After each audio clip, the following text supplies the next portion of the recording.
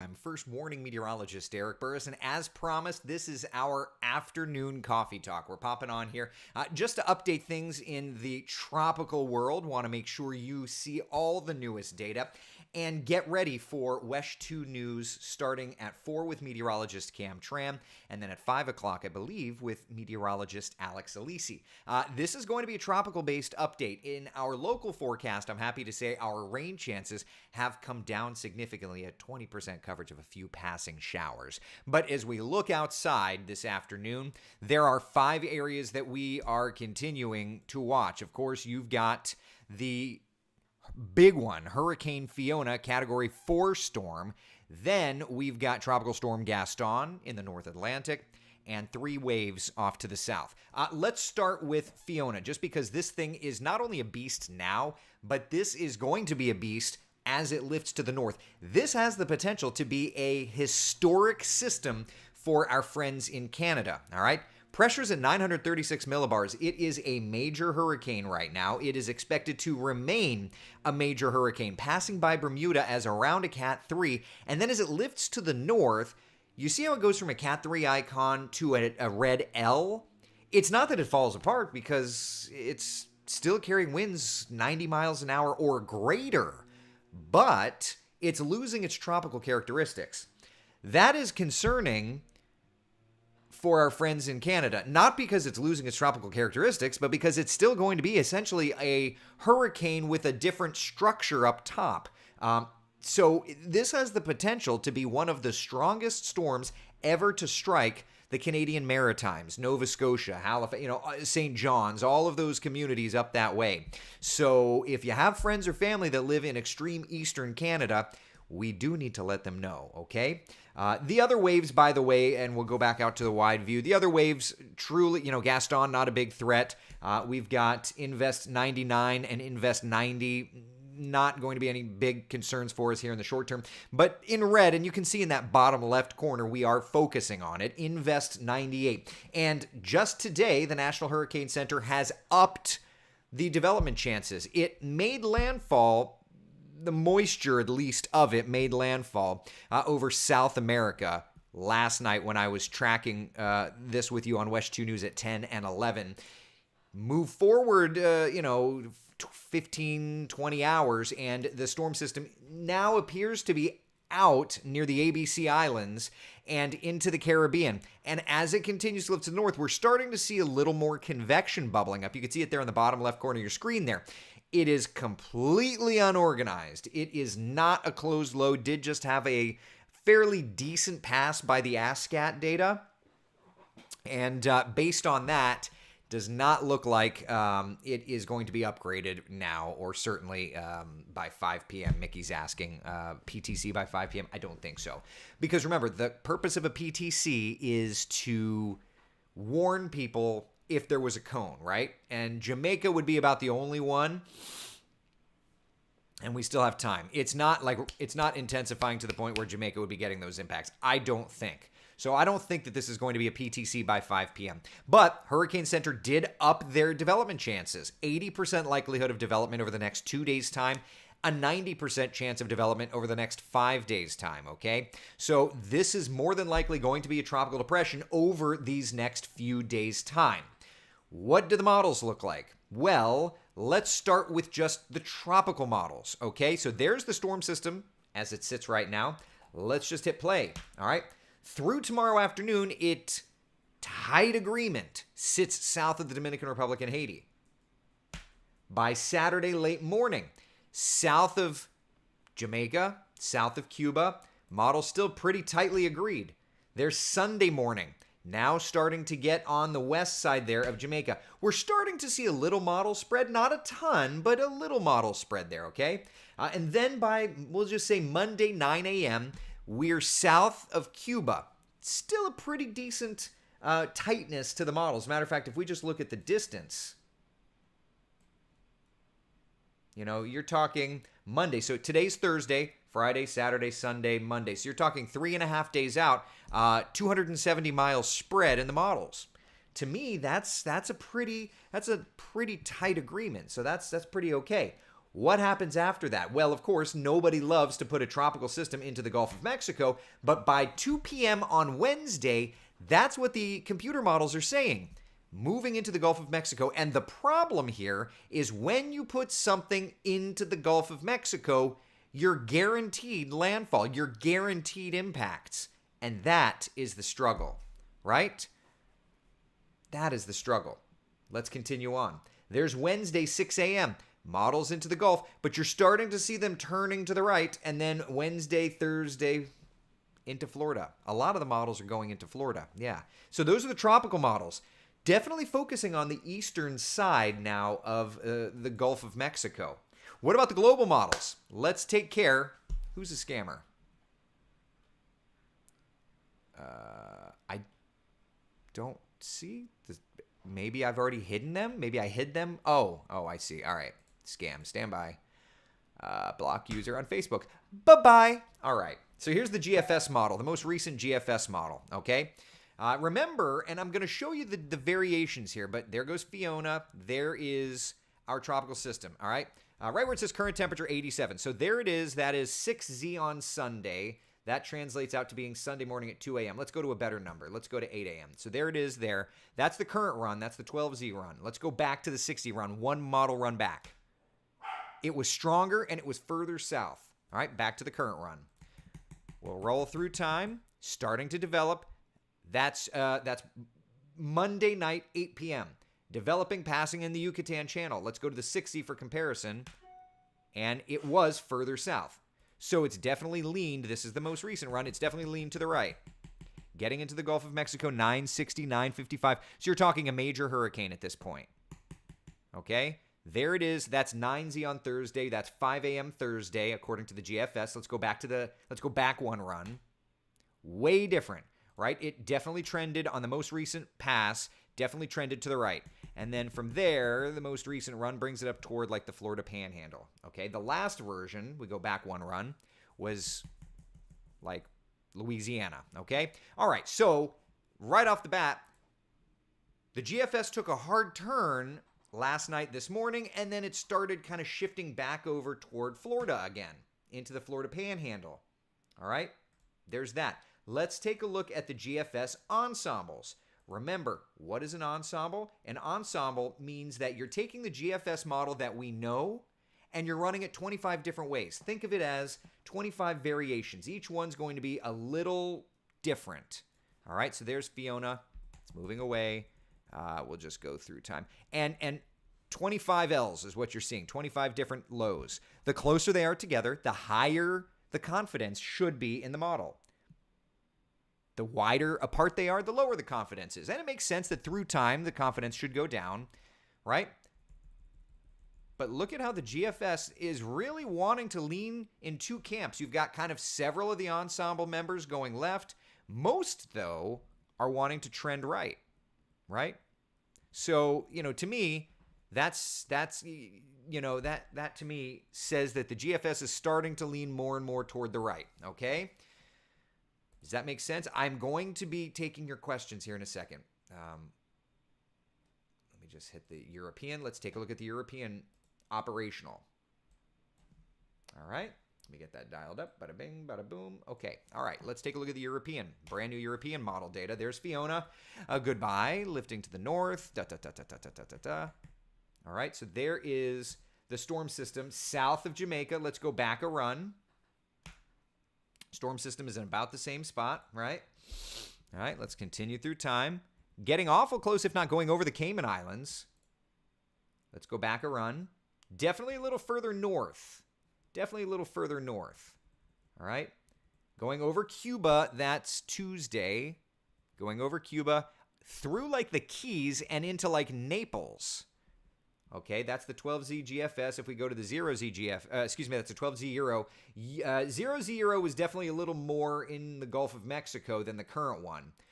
But the current one still gives you, if we look at just the pressure, that's a 973 low. So it's like it's a hurricane, but it's not a major hurricane. Okay? All right, let's rewind. Let's look at the European ensembles.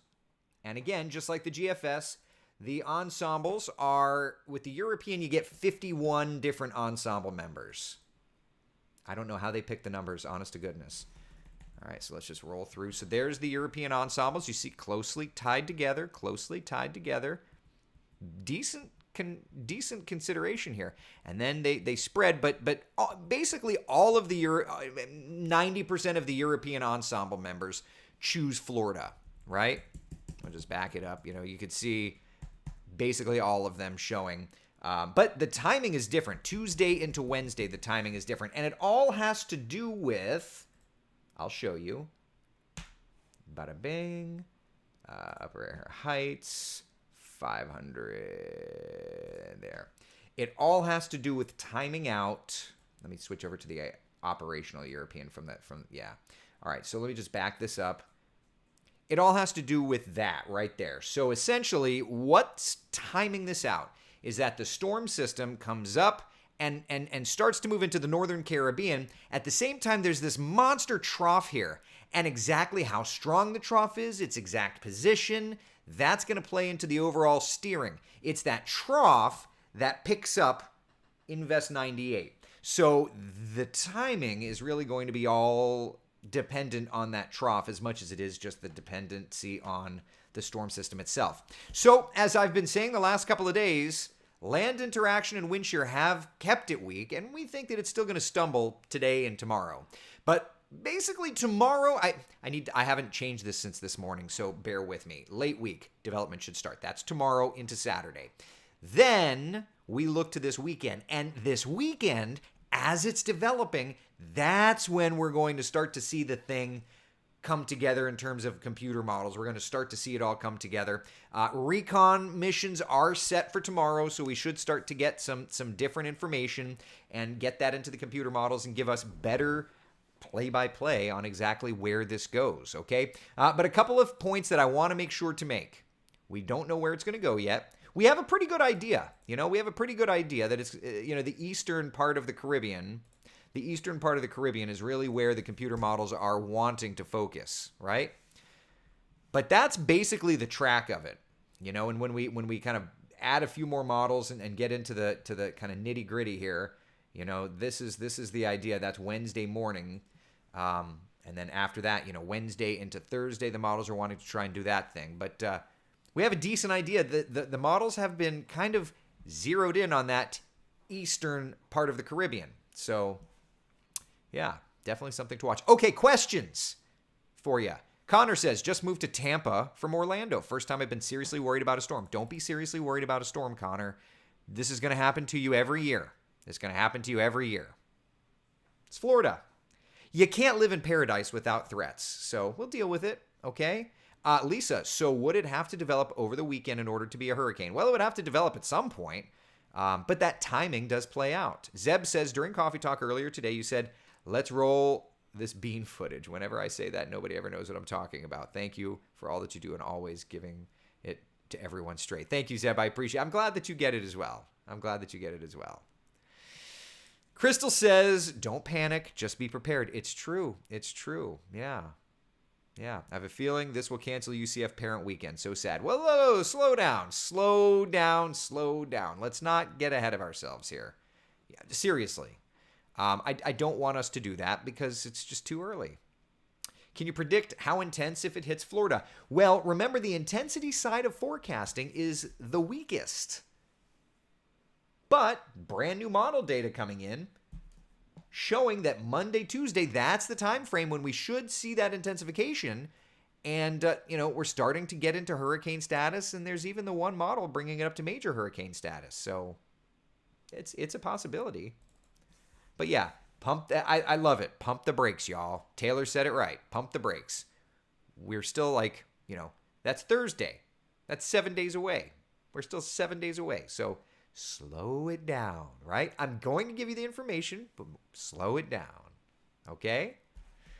Could this potentially affect flights from OIA Friday morning? Depends if a hurricane hits or not, right? The exact path plays in. Right now, we're focusing in on what looks like the eastern side of the Gulf, which is Florida, right? That's about where we're at. Outside of that, yeah, I don't know. Right? It's what it is. So essentially it depends on how fast or slow that upper trough moves. Yeah, and how fast or slow Invest 98 moves and how fast or slow Invest 98 develops. There's so many of these things, right? That's the struggle. Charles says, so I guess I installed my gutters just in time in case the storm comes our way. Bud, you mentioned that. I have to remember, I busted one of my gutter drain things, and now it's just draining right down. So I need to fix that. That's on my list of things to do tomorrow. Thank you, Charles. Let's see here. By Sunday evening, would we have a clear view of when it's of where it's hitting? I would think, Alyssa, by Sunday evening we were going to have a pretty good idea. Yeah, because it should be developed. It should be, we should have a cone. Yeah. Thomas, could we get a potential tropical cyclone by 5 p.m.? I don't think so. I was just looking at the data. It doesn't look like it. It doesn't look good enough. Yeah.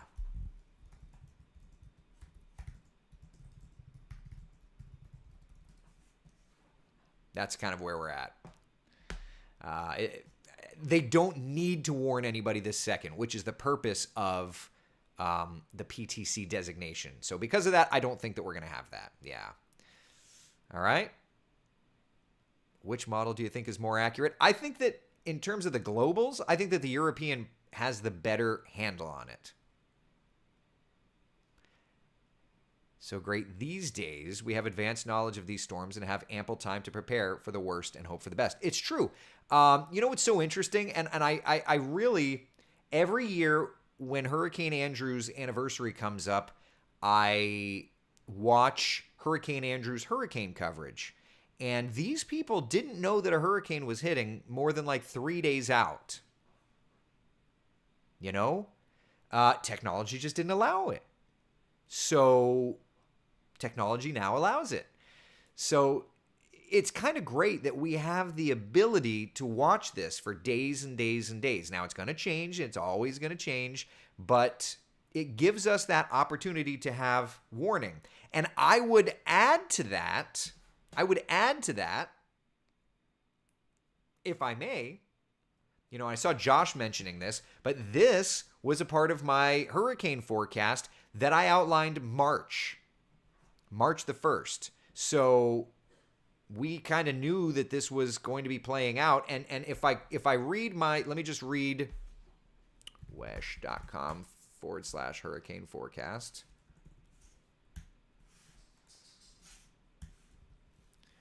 If I'm going to read the part, and I have not changed this since March the 1st. The first paragraph says the 2022 Atlantic season is right around the corner, so it hasn't been touched. This is a part of the November 6th part of the pattern, okay? So if you follow our long-range forecast, let me pull up the graphic. This is the November 6th, and this is what I wrote about this part of the pattern on March the 1st. On November 5th and 6th, an area of low pressure started forming in the Gulf of Mexico, crossing the peninsula and then heading out to sea. This by far is the strongest signal in the new LRC cycle, and thus will be something we must watch very, very closely this upcoming hurricane season. The favored location for development when this feature cycles will be the Gulf of Mexico or very near Florida. Potential return dates for this part of the pattern include late July, early August, and late September. All right? So there you go. Each time, mid-May, late July, it cycled, didn't go tropical, but it was there. And then, of course, here we are late September, and there you go. Okay?